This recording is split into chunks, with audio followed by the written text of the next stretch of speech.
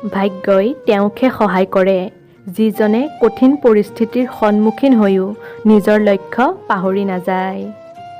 মানুহে নিজেই নিজৰ কৰ্মৰ দ্বাৰা জীৱনলৈ দুখক আমন্ত্ৰণ কৰে। সুখ ৰেডিমেড বস্তু নহয়, ই আপোনাৰ নিজৰ কামৰ পৰাই আহে। কৃতজ্ঞতাই সাধাৰণ দিনবোৰক ধন্যবাদৰ কথালৈ ৰূপান্তৰিত কৰিব পাৰে, নিয়মীয়া কামবোৰক আনন্দলৈ ৰূপান্তৰিত কৰিব পাৰে আৰু সাধাৰণ সুযোগবোৰক আশীৰ্বাদলৈ সলনি কৰিব পাৰে।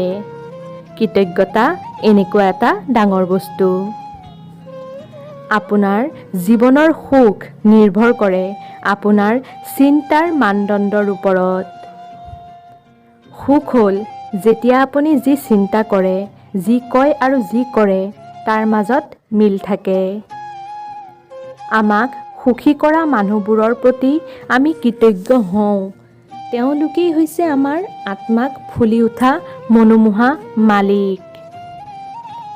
যিখন পৃথিৱীয়ে আপোনাক আন কিবা এটা কৰিবলৈ অহৰহ চেষ্টা কৰি আছে, সেইখন পৃথিৱীত নিজকে হোৱাটোৱেই আটাইতকৈ ডাঙৰ সাফল্য, নহয়নে?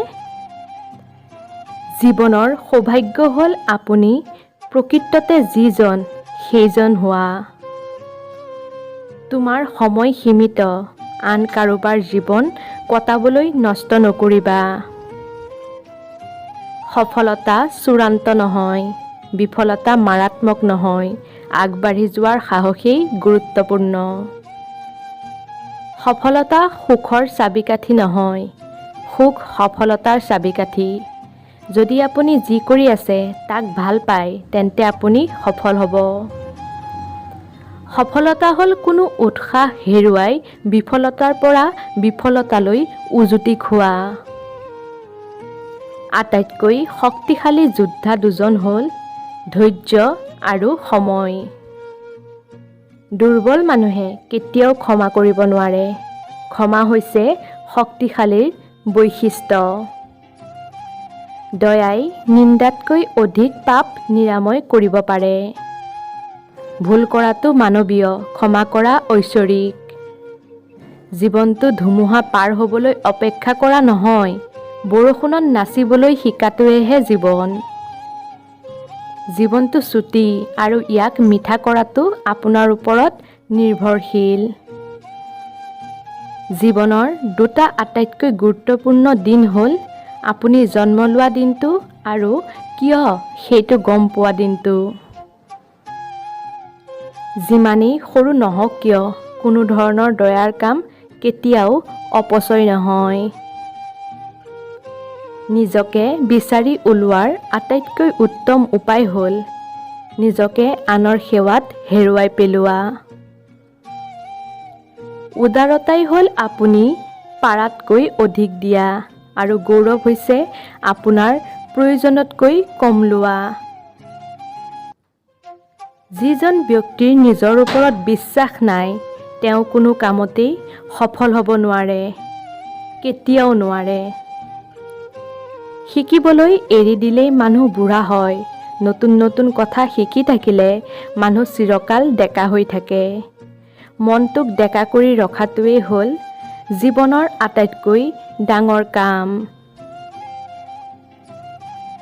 আনবোৰ নিচাই মানুহক তিলে তিলে ধ্বংস কৰে, কিন্তু কিতাপৰ নিচাই মানুহক নিত্য নৱৰূপত সৃষ্টি কৰে।